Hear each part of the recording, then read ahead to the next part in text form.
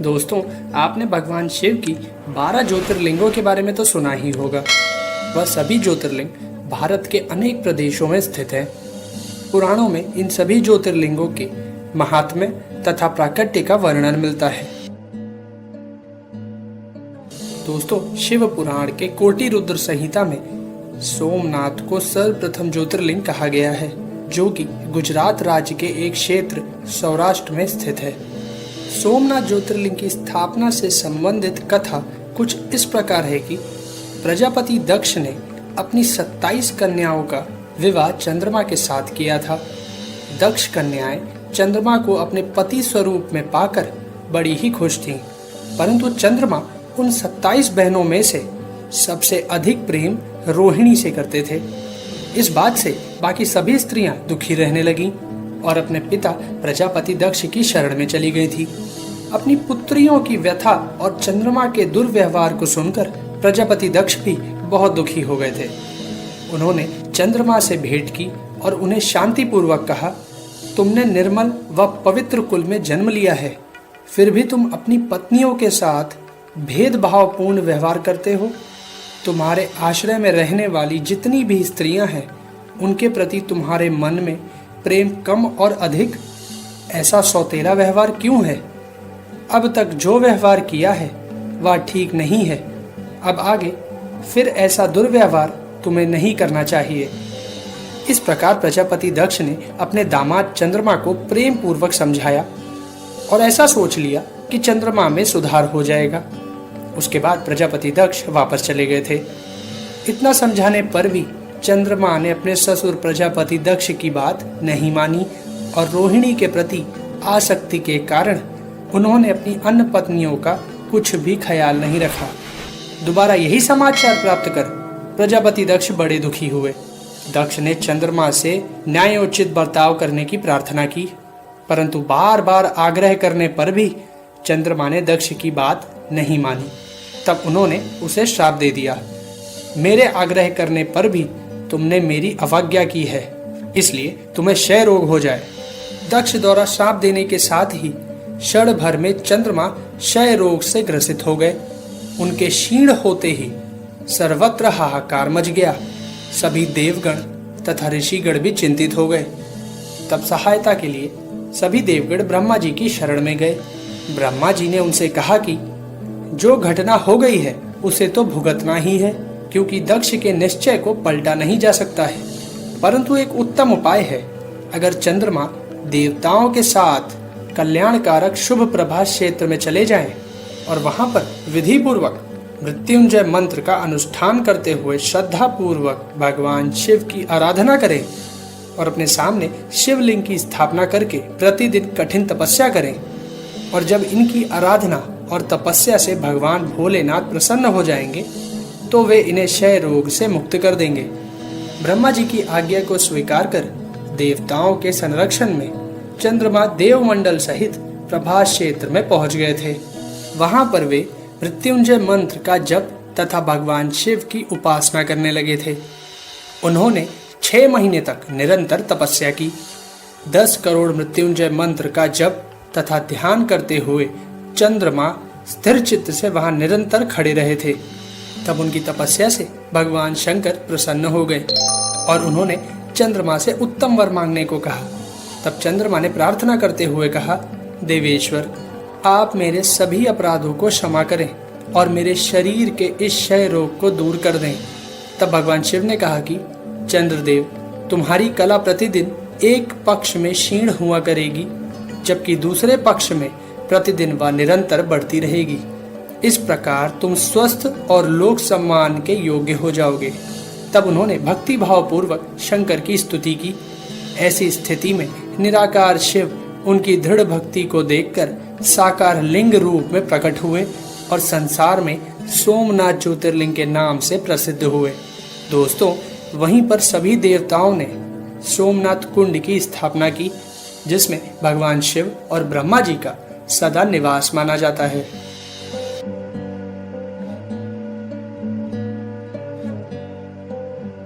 यह ज्योतिर्लिंग आंध्र प्रदेश के श्रीशैलम नामक स्थान पर स्थित है। शिव पुराण के कोटि रुद्र संहिता में इस ज्योतिर्लिंग का उल्लेख मिलता है। दोस्तों, इस ज्योतिर्लिंग की कथा इस प्रकार है कि एक बार भगवान शिव और माता पार्वती के पुत्र कार्तिकेय तथा गणेश जी विवाह के लिए आपस में कलह करने लगे और इसके निवारण हेतु दोनों माता पिता के पास पहुंचे। तब भगवान शिव पार्वती जी ने उनसे कहा कि तुम दोनों में से जो कोई भी इस पृथ्वी की परिक्रमा करके पहले यहाँ आएगा उसी का विवाह पहले होगा। शर्त सुनते ही कार्तिकेय जी पृथ्वी की परिक्रमा करने के लिए दौड़ पड़े, परंतु स्थूलकाय श्री गणेश जी और उनका वाहन चूहा भला इतनी शीघ्रता से परिक्रमा कैसे कर सकते थे। गणेश जी शरीर से जरूर स्थूल थे, किंतु वे बुद्धि के सागर थे। उन्होंने कुछ सोच विचार किया और अपने माता पिता से एक आसन पर बैठने का आग्रह किया। फिर गणेश जी ने उनकी 7 बार परिक्रमा की। इस प्रकार गणेश जी माता पिता की परिक्रमा करके पृथ्वी की परिक्रमा से प्राप्त होने वाले फल की प्राप्ति के अधिकारी बन गए। उनकी चतुर बुद्धि को देखकर शिव और पार्वती दोनों बहुत प्रसन्न हुए और उन्होंने गणेश जी का विवाह भी करा दिया। जब कार्तिकेय संपूर्ण पृथ्वी की परिक्रमा करके वापस आए तो यह दृश्य देखकर बड़े ही दुखी हुए और फिर उन्होंने अपने माता पिता के चरण छूकर वहां से चले गए। माता पिता से अलग होकर कार्तिकेय क्रौंच पर्वत पर जाकर रहने लगे। भगवान शिव और पार्वती जी ने अपने पुत्र कार्तिकेय को समझा बुझाकर बुलाने हेतु देवर्षि नारद को क्रौंच पर्वत पर भेजा। तब देवर्षि नारद ने बहुत प्रकार से कार्तिकेय को मनाने का प्रयास किया, किंतु वे वापस नहीं आए। उसके कुछ समय बाद कोमल हृदय माता पार्वती पुत्र स्नेह में व्याकुल हो उठी। वे भगवान शिव जी को लेकर क्रौंच पर्वत पर पहुंच गईं। इधर स्वामी कार्तिकेय को क्रौंच पर्वत पर अपने माता पिता के आगमन की सूचना मिल गई और वे वहां से 12 कोस अर्थात 36 किलोमीटर दूर चले गए। कार्तिकेय के चले जाने पर भगवान शिव उस क्रौंच पर्वत पर ज्योतिर्लिंग के रूप में प्रकट हो गए। तभी से वे मल्लिकार्जुन ज्योतिर्लिंग के नाम से प्रसिद्ध हुए। मल्लिका माता पार्वती का नाम है, जबकि अर्जुन भगवान शंकर को कहा जाता है। इस प्रकार सम्मिलित रूप से मल्लिकार्जुन नाम का ज्योतिर्लिंग जगत में प्रसिद्ध हुआ। दोस्तों, सिर्फ यही एकमात्र मंदिर है जहां माता सती के शरीर के अवशेष गिरे थे, इसलिए यह स्थान ज्योतिर्लिंग भी है और शक्तिपीठ भी। इस ज्योतिर्लिंग का वर्णन शिव पुराण के कोटि रुद्र संहिता के 16वें अध्याय में सूत जी महाराज द्वारा किया गया है। दोस्तों, कथा के अनुसार अवंती नगरी, जिसे हम सभी आज उज्जैन नगरी के नाम से भी जानते हैं, वहां पर वेदप्रिय नामक ब्राह्मण रहा करते थे। वे अपने घर में अग्नि की स्थापना कर प्रतिदिन अग्निहोत्र करते थे और प्रतिदिन पार्थिव लिंग का निर्माण कर शास्त्र विधि से उसकी पूजा किया करते थे। उस ब्राह्मण के 4 पुत्र थे, जिनके नाम थे देवप्रिय, प्रियमेधा, संस्कृत और सुवत्र। वे सभी तेजस्वी तथा माता पिता के सद्गुणों के अनुरूप थे। दोस्तों, उन्हीं दिनों में रत्नमाल पर्वत पर दूषण नामक एक असुर ने भगवान ब्रह्मा से अजेयता का वर प्राप्त कर लिया। सबको सताने के बाद अंत में उस असुर ने भारी सेना लेकर अवंती नगरी के उन पवित्र और कर्मनिष्ठ ब्राह्मणों पर भी चढ़ाई कर दी। उस असुर की आज्ञा से 4 भयानक दैत्य चारों दिशाओं में प्रकट हो गए। उनके भयंकर उपद्रव से भी शिव जी पर विश्वास करने वाले वे 4 ब्राह्मण बंधु भयभीत नहीं हुए। उसके बाद वे चारों ब्राह्मण बंधु शिव जी का पूजन करने लगे। सेना सहित दूषण ध्यान मग्न उन चारों भाइयों के पास पहुंच गया और उन चारों को पूजा करता देखते ही ललकारते हुए बोला कि इन्हें बांधकर मार डालो। वेद प्रिय के उन ब्राह्मण पुत्रों ने उस दैत्य के द्वारा कही गई बातों पर ध्यान नहीं दिया और भगवान शिव के ध्यान में मग्न रहे। उसने ज्यों ही उन शिव भक्तों के प्राण लेने हेतु शस्त्र उठाया, त्यों ही उनके द्वारा पूजित उस पार्थिव लिंग की जगह गंभीर आवाज के साथ एक खड्डा प्रकट हो गया और तत्काल उस खड्डे से विकट और भयंकर रूपधारी भगवान शिव प्रकट हो गए। दुष्टों का विनाश करने वाले तथा सज्जन पुरुषों के कल्याणकर्ता भगवान शिव ही महाकाल के रूप में इस पृथ्वी पर विख्यात हुए और उन्होंने दैत्यों से कहा कि अरे दुष्टों, तुझ जैसे हत्यारों के लिए ही मैं महाकाल प्रकट हुआ हूँ। इस प्रकार धमकाते हुए महाकाल भगवान शिव ने अपने हुंकार मात्र से ही उन दैत्यों को भस्म कर डाला। यह देख दूषण की सेना वहां से स्वयं ही भाग खड़ी हुई। इस प्रकार भगवान शिव ने दूषण नामक दैत्य का वध कर दिया। उन शिव भक्त ब्राह्मणों पर अति प्रसन्न भगवान शंकर ने उन्हें आश्वस्त करते हुए कहा कि मैं महाकाल महेश्वर तुम लोगों पर प्रसन्न हूँ, तुम लोग मुझसे वर मांगो। तब उन ब्राह्मणों ने कहा, हे भगवान शिव, आप हमें मोक्ष प्रदान करें और सभी के कल्याण तथा रक्षा करने के लिए हमेशा के लिए यहीं विराजिए। भगवान शंकर ने उन ब्राह्मणों को मोक्ष प्रदान कर अपने भक्तों की सुरक्षा के लिए उस खड्डे में स्थित हो गए और उस खड्डे के चारों ओर की लगभग एक एक कोस भूमि लिंग रूपी भगवान शिव की स्थली बन गई। ऐसे भगवान शिव इस पृथ्वी पर महाकालेश्वर के नाम से प्रसिद्ध हुए। यह ज्योतिर्लिंग मध्य प्रदेश के शिवपुरी नामक स्थान पर स्थित है। ओमकारेश्वर में ज्योतिर्लिंग के दो रूपों ओमकारेश्वर और अमलेश्वर की पूजा की जाती है। दोस्तों, शिव पुराण के कोटि रुद्र संहिता के 18वें अध्याय में इसका वर्णन मिलता है। एक बार मुनि श्रेष्ठ नारद जी घूमते हुए गिरिराज विंध्य पर पहुंच गए थे। विंध्य ने बड़े आदर के साथ उनका स्वागत किया और कहा कि मैं सर्वगुण संपन्न हूँ, मेरे पास हर प्रकार की संपदा है, किसी वस्तु की कमी नहीं है। इस प्रकार के भाव को मन में लिए विंध्याचल नारद जी के समक्ष खड़ा हो गया। अहंकार नाशक श्री नारद जी विंध्याचल की अभिमान से भरी बातें सुनकर लंबी सांस खींचते हुए चुपचाप खड़े रहे। यह देख विंध्या पर्वत ने पूछा, आपको मेरे पास कौन सी कमी दिखाई दी? आपने किस कमी को देखकर लंबी सांस खींची? नारद जी ने विंध्याचल को बताया कि तुम्हारे पास सब कुछ है, किंतु सुमेरु पर्वत तुमसे बहुत ऊंचा है। उस पर्वत के शिखरों का विभाग देवताओं के लोकों तक पहुंचा हुआ है। मुझे लगता है कि तुम्हारे शिखर के भाग वहां तक कभी नहीं पहुंच पाएंगे। यह कहकर नारद जी वहां से चले गए। नारद जी की बात सुनकर विंध्याचल को बहुत पछतावा हुआ। वह दुखी होकर मन ही मन शोक करने लगा। फिर उसने भगवान शिव की आराधना करने का निश्चय किया, जहां पर साक्षात ओमकार विद्यमान है। उस स्थान पर पहुंचकर उसने प्रसन्नता और प्रेम पूर्वक शिव की पार्थिव मूर्ति बनाई और 6 महीने तक लगातार उसका पूजन किया। उसकी कठोर तपस्या को देखकर भगवान शिव ने प्रसन्न होकर विंध्याचल को अपने दिव्य स्वरूप के दर्शन कराए और उससे बोले, विंध्य, मैं तुम पर बहुत प्रसन्न हूँ। मैं अपने भक्तों को उनका अभिष्ट वर प्रदान करता हूँ, इसलिए तुम वर मांगो। तब विंध्य ने कहा, देवेश्वर, यदि आप मुझ पर प्रसन्न हैं तो मुझे वह अभिष्ट बुद्धि प्रदान करें जो अपने कार्यों को सिद्ध करने वाले हों। विंध्य पर्वत की याचना को पूरा करते हुए भगवान शिव ने कहा कि पर्वतराज, मैं तुम्हें वह उत्तम वर प्रदान करता हूँ, तुम जिस प्रकार का काम करना चाहो वैसा कर सकते हो। भगवान शिव ने जब विंध्य को उत्तम वर दे दिया, उसी समय कुछ देवगण तथा ऋषिगण भी वहां आ गए। उन्होंने भी भगवान शंकर जी की विधिवत पूजा की और उनकी स्तुति करने के बाद उनसे कहा, प्रभु, आप हमेशा के लिए यहाँ स्थिर होकर निवास करें। देवताओं की बात से भगवान शिव को बड़ी प्रसन्नता हुई। लोक कल्याण करने वाले भगवान शिव ने उन ऋषियों तथा देवताओं की बात को प्रसन्नता पूर्वक स्वीकार कर लिया। वहां स्थित एक ही ओमकार लिंग 2 स्वरूपों में विभक्त हो गया। प्रणव के अंतर्गत जो सदा शिव विद्यमान हुए उन्हें ओमकार नाम से जाना जाता है।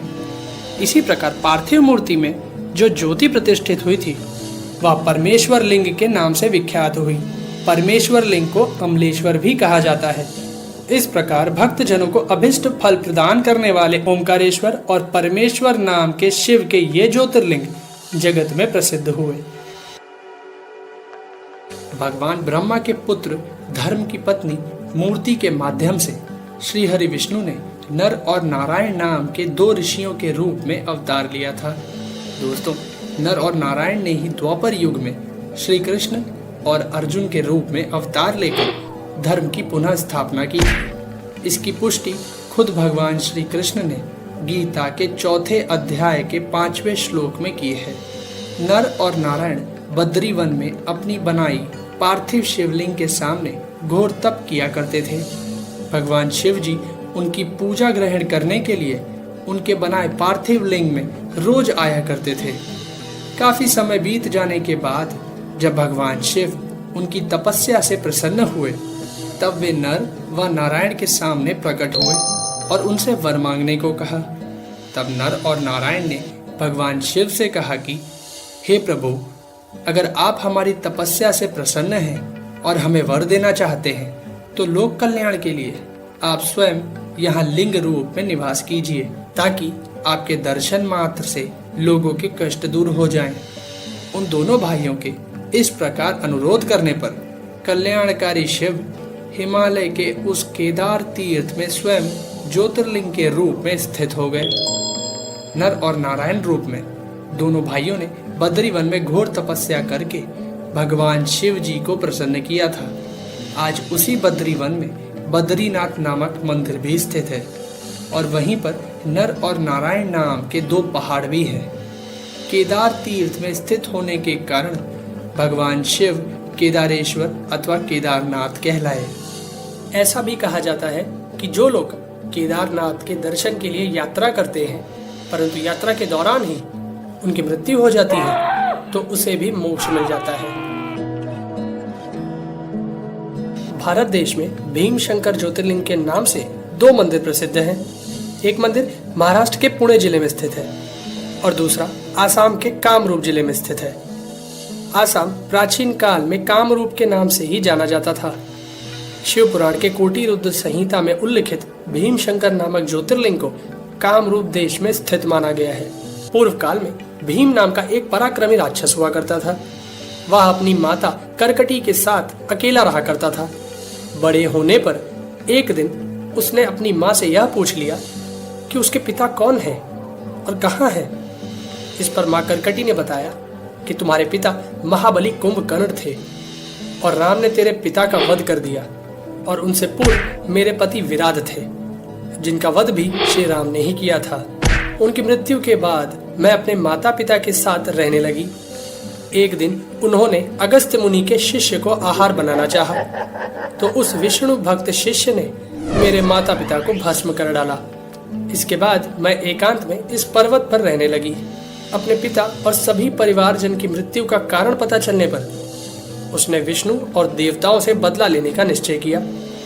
भीम ने ब्रह्मा जी की 1000 वर्षों तक तपस्या की और उनसे बहुत ताकतवर होने का वरदान प्राप्त कर लिया।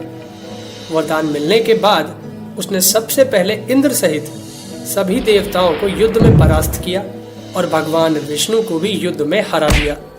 फिर उसने पृथ्वी को जीतना आरंभ किया और सबसे पहले उसने कामरूप देश के राजा सुदक्षिण के राज्य पे हमला किया और उसे हराकर कारागार में बंदी बना लिया। महाराज सुदक्षिण भगवान शिव के बहुत बड़े भक्त थे। उन्होंने कारागार में ही शिवलिंग बनाकर उनका भजन पूजन करना शुरू कर दिया। जब भीम ने यह देखा तो उसने अपनी तलवार से राजा के बनाए शिवलिंग को तोड़ने का प्रयास किया। ऐसा करने पर शिवलिंग में से स्वयं भगवान शिव प्रकट हो गए और उन्होंने अपने पिनाक धनुष से राक्षस भीम की तलवार के 2 टुकड़े कर दिए और फिर भगवान शिव ने उसे अपनी हुंकार मात्र से ही भस्म कर डाला। तब देवताओं और ऋषियों ने भगवान शिव से हमेशा के लिए उसी स्थान पर रहने की प्रार्थना की। देवताओं के कहने पर भगवान शिव उस स्थान पर शिवलिंग के रूप में स्थापित हो गए। इस स्थान पर भीम से युद्ध करने के कारण से ही इस ज्योतिर्लिंग का नाम भीमशंकर पड़ गया। यह ज्योतिर्लिंग उत्तर प्रदेश के काशी में स्थित है। किसी समय की बात है, निर्विकार तथा चैतन्य परम ब्रह्म ने निर्गुण से सगुण शिव रूप धारण किया। फिर वे शिव ही पुरुष और स्त्री रूप में विभाजित हो गए। पुरुष तत्व का नाम शिव हुआ और स्त्री तत्व का नाम शक्ति हुआ। उन शिव और शक्ति ने अदृश्य रहकर प्रकृति और पुरुष की रचना की, परंतु पुरुष तत्व जो कि श्री हरि विष्णु ही है और प्रकृति उनकी पत्नी अपने आप को बिना माता पिता के देखकर व्याकुल हो उठे।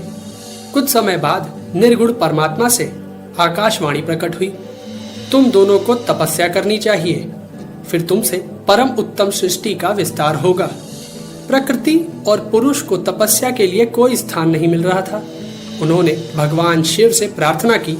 तब निर्गुण शिव ने तेज के सारभूत 5 कोस लंबे चौड़े पंचक्रोशी नामक सुंदर नगर का निर्माण किया। वह नगर आकाश में स्थित हो गया। फिर श्री हरि ने कई वर्षों तक सृष्टि की कामना से भगवान शिव का ध्यान किया। इतने परिश्रम के कारण उनके शरीर से श्वेत जल की धाराएं प्रकट हुई, जिससे सारा शून्य आकाश व्याप्त हो गया। यह देख पुरुष तत्व श्री हरि आश्चर्यचकित रह गए और इस अद्भुत दृश्य को देखकर जब विष्णु जी ने आश्चर्य से सर हिलाया तो उनके कान से एक मणि वहां गिर गई, जिससे उस जगह का नाम मणिकर्णिका पड़ गया। जब इस श्वेत जल में पंचक्रोशी नगरी डूबने लगी तब निर्गुण शिव ने शीघ्र ही उसे अपने त्रिशूल पर धारण कर लिया। फिर विष्णु अपनी पत्नी के संग वहीं शयनरत रहे। यहीं उनकी नाभि से भगवान ब्रह्मा का जन्म हुआ। ब्रह्मदेव ने भगवान शिव की आज्ञा से अद्भुत सृष्टि का निर्माण शुरू कर दिया। फिर भगवान शिव ने यह सोचा कि ब्रह्मांड के भीतर कर्मपाश में बंधे हुए प्राणी मुझे कैसे प्राप्त कर सकेंगे, इसलिए पंचक्रोशी को इस जगत में छोड़ दिया। यहाँ स्वयं परमात्मा ने अविमुक्त लिंग की स्थापना की है। दोस्तों, जब ब्रह्मा जी का एक दिन पूरा होने पर जब सारे जगत में प्रलय हो जाती है तब भी काशी नगरी का नाश नहीं होता है। प्रलय काल में शिव जी उसे अपने त्रिशूल में धारण कर लेते हैं। तो इस प्रकार हुआ था विश्वेश्वर ज्योतिर्लिंग का जन्म। दोस्तों, त्र्यंबकेश्वर महादेव मंदिर नासिक के त्र्यंबक नामक स्थान में ब्रह्मगिरी पर्वत के पास स्थित है।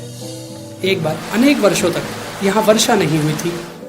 तब सभी मनुष्य और प्राणी यहाँ से पलायन करने लगे। इस समस्या के समाधान के लिए महर्षि गौतम जी ने 6 महीने तक तप करके वरुण देव को प्रसन्न किया था। वरुण देव जी ने महर्षि गौतम जी को एक खड्डा खोदने के लिए कहा। वरुण देव ने उसे दिव्य जल से भर दिया। इस दिव्य जल के कारण वहां हरियाली फिर से आ गई और सभी मनुष्य तथा पशु पक्षी भी वापस अपने स्थान पर पुनः आ गए। इस प्रकार महर्षि गौतम जी की बड़ी प्रशंसा हुई। ऐसे ही एक दिन उस खड्डे में गौतम ऋषि के शिष्य जल लेने के लिए गए तथा अन्य ऋषियों की पत्नियां भी वहां आ गईं और वे भी पहले जल लेने का हठ करने लगी। गुरु माता अहिल्या ने सबको समझाया कि यह नन्हे बालक पहले से यहाँ उपस्थित थे तो इन्हें पहले जल लेने दिया जाए। परंतु इस बात से नाराज अन्य मुनि पत्नियों को लगा कि माँ अहिल्या अपने शिष्यों का पक्ष ले रही हैं। इस दिव्य जल की व्यवस्था इनके पति महर्षि गौतम ने जो कराई है, यही बात बाकी मुनि पत्नियों ने अपने पतियों को बढ़ा चढ़ा कर बताई। इस बात पर नाराज उन ऋषियों ने गौतम ऋषि से बदला लेने के लिए भगवान गणेश जी की पूजा आरंभ की। गणेश जी के प्रकट होने पर उन ऋषियों ने गौतम ऋषि को अपमानित करने के लिए भगवान से सहायता करने के लिए कहा। इस पर भगवान श्री गणेश जी ने अनुरोध पूर्वक कहा कि ऐसे मुनि के साथ द्वेष रखना उचित व्यवहार नहीं है, जिसने अपने तप से इस प्रदेश में जल की व्यवस्था करा के सभी को जीवन दान दिया हो। परंतु मुनियों के हट करने से गणेश भगवान जी ने उनकी आज्ञा मान ली। साथ ही साथ यह चेतावनी भी दी कि इसका परिणाम ठीक नहीं होगा। इसके कुछ दिनों के बाद गणेश जी एक दुर्बल गाय बनकर महर्षि गौतम जी के धान के खेत में पहुंचे। यह देख गौतम ऋषि ने उस गाय को अपने पास बुलाया और उसे अपने हाथ से खिलाने लगे।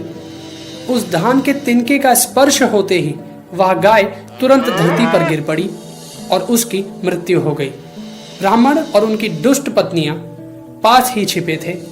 गाय के मरते ही सब बाहर निकल आए और उन पर गौ हत्या का पाप मढ़कर उन्हें धिक्कारने लगे। सभी कहने लगे कि जब तक तुम यहाँ रहोगे तब तक अग्निदेव और पितृगण हमारे हवन को ग्रहण नहीं करेंगे। अरे गौ हत्यारे, तुम परिवार सहित यहाँ से दूर चले जाओ। गौतम ऋषि त्रयंबक से दूर एक आश्रम बनाकर रहने लगे, परंतु यहाँ भी ब्राह्मण उन्हें आकर परेशान करने लगे तथा उन्हें यज्ञ आदि कर्म करने से भी रोकने लगे। तब गौतम ऋषि ने गौ हत्या शुद्धि के लिए सबसे प्रार्थना की। इस पर सभी ब्राह्मणों ने कहा कि अगर तुम अपने पाप को प्रकट करते हुए 3 बार पृथ्वी की परिक्रमा करते हो, फिर लौटकर यहाँ 1 महीने तक व्रत करते हो और उसके बाद ब्रह्मगिरी पर्वत की 100 बार परिक्रमा करते हो, तो उसके बाद ही तुम्हारी शुद्धि होगी। अथवा यहाँ गंगा जी को लाकर उन्हीं के जल से स्नान करो तथा 1 करोड़ पार्थिव लिंग बनाकर महादेव की आराधना करो। फिर से गंगा में स्नान करके ब्रह्मगिरी पर्वत की 11 बार परिक्रमा करो और फिर 100 घड़ों के जल से पार्थिव शिवलिंग को स्नान कराने पर ही तुम्हारा उद्धार होगा। ब्राह्मणों ने जैसा कहा, गौतम ऋषि ने वैसा ही किया। साध्वी अहिल्या ने भी अपने पति का इस तप में साथ दिया। ऋषि की आराधना से प्रसन्न होकर भगवान शिव उनके सामने प्रकट हुए और उनसे वर मांगने को कहा। गौतम ऋषि ने निष्पाप होने का वर मांगा। तब भगवान शिव जी ने कहा कि मुने, तुम सदा ही निष्पाप हो। इन दुष्टों ने ही तुम्हारे साथ छल किया है। तुम गंगा की तरह पवित्र हो। इन पापियों का कभी उद्धार नहीं होगा। गौतम ऋषि विस्मित होकर बोले, अगर इन ऋषियों ने ऐसा नहीं किया होता तो मुझे आपके दर्शन भी नहीं होते महादेव। अगर आप प्रसन्न हैं तो मुझे माँ गंगा प्रदान कीजिए। शिव जी ने गंगा देवी को धरती पे पुनः अवतरित होने के लिए कहा। माँ गंगा ने कहा कि मैं तभी यहाँ वास करूंगी जब महादेव लिंग स्वरूप में अपने परिवार के साथ यहाँ वास करेंगे तथा सभी देवतागण भी यहाँ वास करेंगे। इस पर महादेव ने तथास्तु कहा और देवताओं ने कहा कि जब जब बृहस्पति देव सिंह राशि में प्रवेश करेंगे तब सभी देवगण यहाँ आएंगे। इस प्रकार वहाँ स्थित माँ गंगा गोदावरी रूप में विख्यात हुई और भगवान शिव की ज्योतिर्लिंग त्र्यंबकेश्वर नाम से प्रसिद्ध हुई। इस कथा का वर्णन हमें शिव पुराण के कोटि रुद्र संहिता में मिलता है, परंतु इस ज्योतिर्लिंग का स्थान बड़ा ही विवादित है। पहला देवगढ़ झारखंड, दूसरा परली महाराष्ट्र और तीसरा बैजनाथ हिमाचल प्रदेश को बताया गया है। दोस्तों, 12 ज्योतिर्लिंग स्त्रोत के अनुसार यह ज्योतिर्लिंग महाराष्ट्र के परली में स्थित है और शिव पुराण के अनुसार यह ज्योतिर्लिंग चीता भूमि के पास स्थित बताई गई है। स्थान विवाद है परंतु कथा एक समान है। तो चलिए जानते हैं इस ज्योतिर्लिंग की स्थापना की कथा। दोस्तों, राक्षस राज रावण कैलाश पर्वत पर भगवान शिव की आराधना कर रहा था, परंतु कई वर्षों तक तप करने के बाद भी जब महादेव जी प्रसन्न नहीं हुए, तब रावण ने भगवान को प्रसन्न करने के लिए दूसरा तप आरंभ किया। परंतु इस तप से भी जब महादेव प्रसन्न नहीं हुए, तब जाकर पुलत्स्य कुलनंदन रावण ने एक एक करके अपने मस्तक की आहुति देनी शुरू कर दी। ऐसा करते हुए उसने अपने कुल 9 सर काट डाले। परंतु जब रावण अपना 10वां यानी आखिरी सर काटने जा रहा था, तब महादेव उसके सामने प्रकट हुए। भगवान शिव ने उसके सभी मस्तकों को पूर्ववत निरोग करके उसे उत्तम वर मांगने को कहा। रावण ने भगवान से सबसे बलशाली होने का वर मांगा।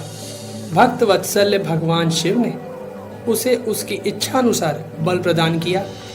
रावण नतमस्तक होकर भगवान शिव के सामने खड़ा हुआ और कहने लगा कि आप मेरे साथ लंका चलिए। रावण के ऐसा कहने पर भगवान बड़े संकट में पड़ गए और अनमने होकर बोले, दशानन, तुम मेरे इस लिंग को लंका ले जाओ, परंतु याद रखना, अगर तुमने इसे कहीं भी भूमि पर रखा तो यह लिंग सदा के लिए वहीं सुस्थिर हो जाएगा। रावण बड़ा ही प्रसन्न हुआ और उस शिवलिंग को लेकर लंका की ओर चल पड़ा।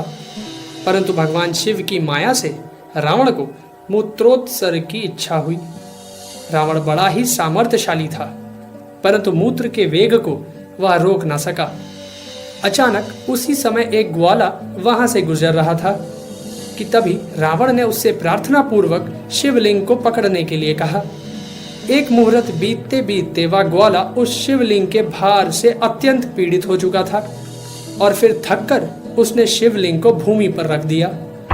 फिर तो वह हीरकमय शिवलिंग सदा के लिए वहीं स्थित हो गई। रावण भी भगवान की लीला को समझ गया और फिर भगवान की स्तुति करने लगा। इंद्र आदि देवता भी वहां भगवान का साक्षात दर्शन करने के लिए आ गए। सभी ने विधिवत शिवलिंग का पूजन किया और उसका नाम वैद्यनाथ ज्योतिर्लिंग रखा। रावण जब प्रसन्न मन से लंका चला गया, तभी सब देवता यह सोचने लगे कि भगवान शिव के दिए वरदान से ना जाने यह राक्षस क्या करेगा। देवतागण ने नारद जी को रावण के पास भेजा। नारद जी लंका गए और उन्होंने रावण को सुझाव दिया कि तुम एक बार कैलाश पर्वत उठाकर देखो, तब पता लगेगा कि शिव जी का दिया हुआ वरदान कहाँ तक सफल हुआ है। रावण को यह बात जच गई और उसने जाकर कैलाश को उखाड़ लिया, जिससे क्रोधित होकर महादेव ने यह श्राप दे दिया कि अपनी शक्ति पे घमंड करने वाले दुष्ट रावण, तेरा अंत करने वाला पुरुष शीघ्र ही अवतरित होगा। यह कथा शिव पुराण के कोटिरुद्र संहिता में ही वर्णित है। यह 10वीं मुख्य ज्योतिर्लिंग है। चलिए जानते हैं इस कथा के बारे में। कथा इस प्रकार है कि दारुका नामक राक्षसी अपने पति दारुक के साथ एक वन में रहा करती थी।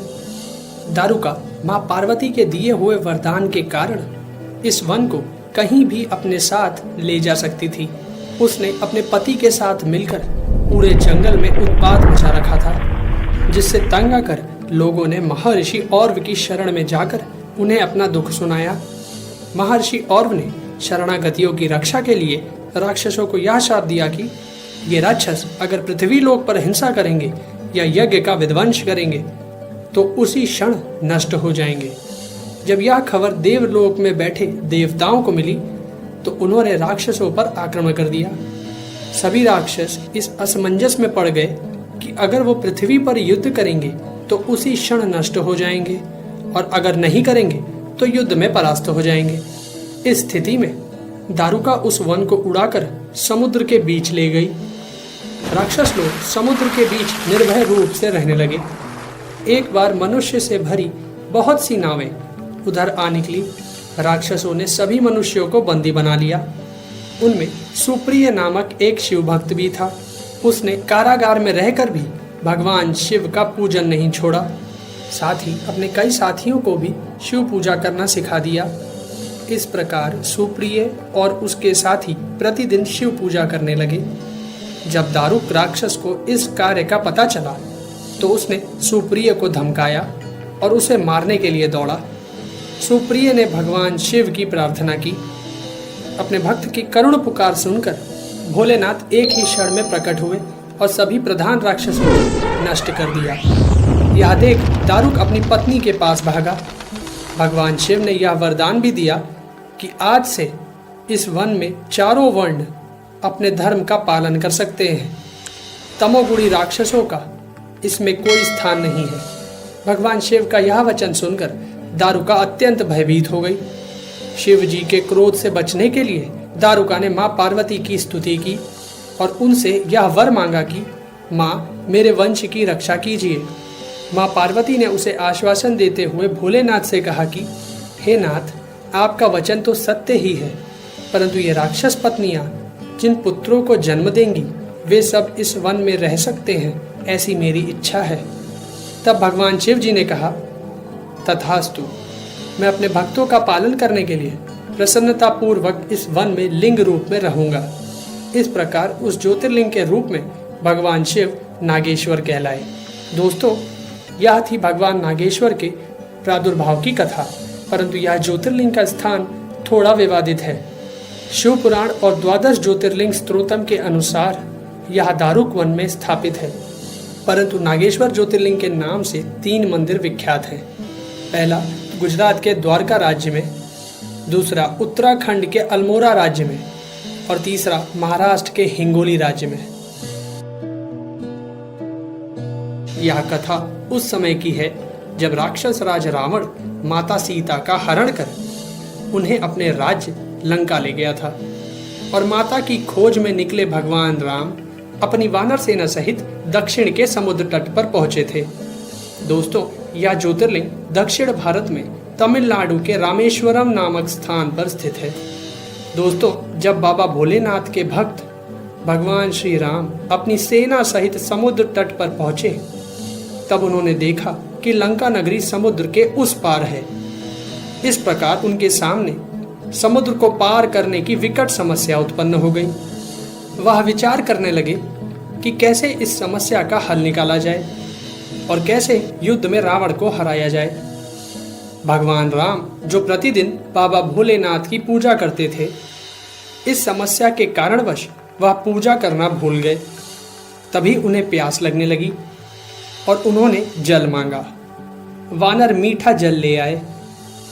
भगवान राम जल ग्रहण करने जा ही रहे थे कि तभी उन्हें स्मरण हुआ कि उन्होंने अपने आराध्य की पूजा नहीं की है।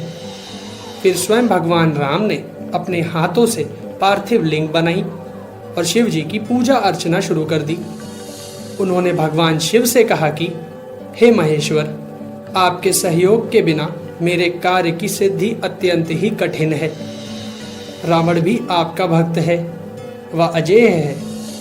आपसे मिले वरदान के कारण वह सदा गर्व से भरा रहता है। आप अपने दास पर कृपा करें। भगवान शिव जी उनके सामने प्रकट हुए और वरदान मांगने के लिए कहा। भगवान राम ने कहा कि आप मेरी जीत सुनिश्चित कीजिए प्रभु, और सदा के लिए यहाँ लोक कल्याण के लिए वास करें। भगवान शिव ने उन्हें उत्तम वर दिया और वहां सदा के लिए रामेश्वर के रूप में स्थित हो गए। यह ज्योतिर्लिंग राजस्थान के शिवर नामक गांव में स्थित है। शिव पुराण के अनुसार 12वीं यानी अंतिम ज्योतिर्लिंग है। इस कथा का वर्णन हमें कोटि रुद्र संहिता में मिलता है और वह कुछ इस प्रकार है कि दक्षिण दिशा में देवगिरी पर्वत के निकट भारद्वाज गोत्र में जन्मे सुधर्मा नामक एक ब्राह्मण अपनी प्रिय पत्नी सुदेहा के साथ रहा करता था। वह बड़ा ही धार्मिक था। वो प्रतिदिन अपने आराध्य भगवान शिव की पूजा किया करता था। वैसे तो दोनों बड़े ही सुखी थे, परंतु उनके कोई संतान नहीं थी, जिसके कारण उन्हें अपने पड़ोसियों के व्यंग्य वाक्य सुनने पड़ते थे। इसीलिए एक दिन अत्यंत दुखी होकर वह अपने पति से आकर बोली, हे नाथ, सृष्टि का यही नियम है कि जो भी वंश इस पृथ्वी पर चल रहा है उसे आगे बढ़ाने का दायित्व संतान के हाथ में होता है, और मैं तो संतान के सुख से ही वंचित हूँ। कृपा करके